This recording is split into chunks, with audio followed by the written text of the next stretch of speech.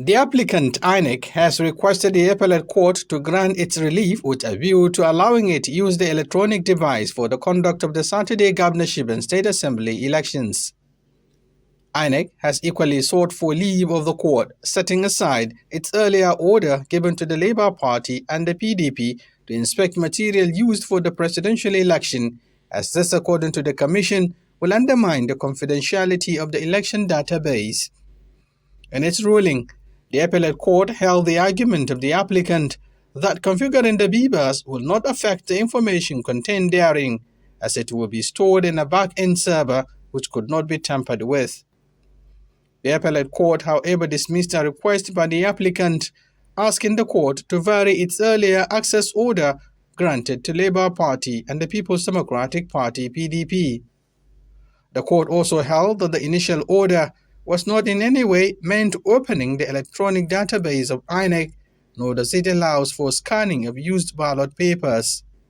Parties to the dispute speak on the ruling. To our greatest surprise and advantage, having worked in the last few days, having burnt midnight candle to oppose the application by INEC to vary that order, which we cherish, somehow they withdrew the application by themselves, and it was struck out. The question is, what is the implication? What is the legal implication of that withdrawal and eventual striking out of their motion? The court was of the view that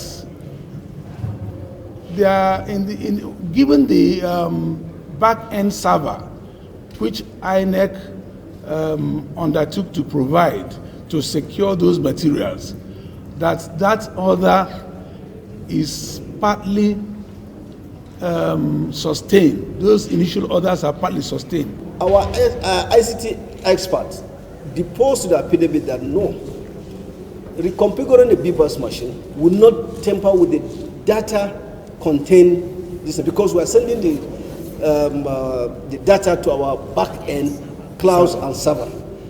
And there was no counter affidavit or further affidavit to controvert what we say.